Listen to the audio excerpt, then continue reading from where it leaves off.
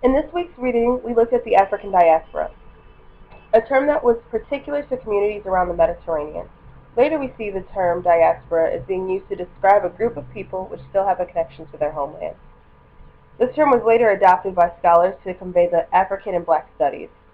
Now this term is being used to describe the widespread of many populations. Today we will focus on how the African diaspora has been affected by the displacement of the Black race for the last 400 years. Looking at Falconbridge's essay, Accounts of a Slave Trade, these slave narratives show us the beginning steps of the transportation and enslavement of African people. We see Africans being treated like animals and seen as such, by being rounded up, shackled, and carried for weeks at the bottom of a boat, only to be met with more whips and chains and endless amounts of work with no pay. I'm sure that most of us would react in the same rebellious manner if we were taken from our comfortable homes and forced into terrible conditions with no pay, not only for our lifetime, but for many generations before us in an unclear future. Culture was removed, religion was taken away, and traditional African history was hushed. Next is a very important document that has affected slavery to this day, the famous Willie Lynch letter. This speech was given in 1712 by Willie Lynch in Virginia.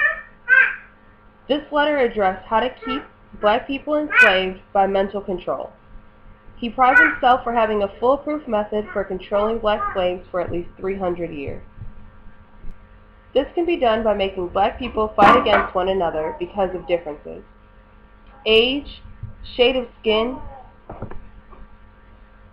size, and sex, all being factors in self-hatred.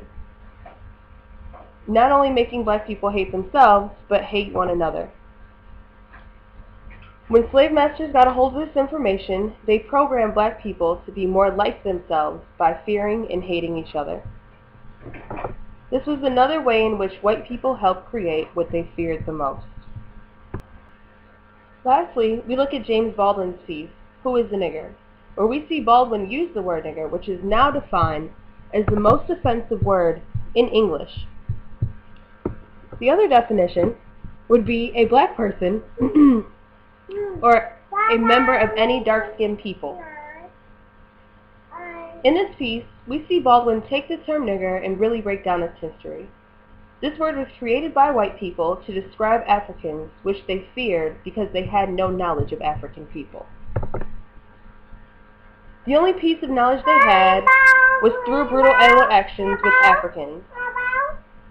Baldwin then relinquished ownership of the word and gave it back to its creators, those who invented this word and attached their fears to it. But in the end, the real fear seemed to be inside of the creators themselves.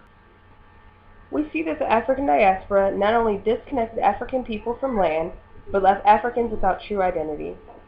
During the transatlantic slave trade, small aspects of African culture made it onto the plantations, but really how many of them exist to this day? Baldwin's piece speaks on the term nigger, which was a word loaded with fears that whites had of Africans, but was really nothing more than just a word. With many obstacles throughout time, Africans have managed to create about a very powerful identity here in America.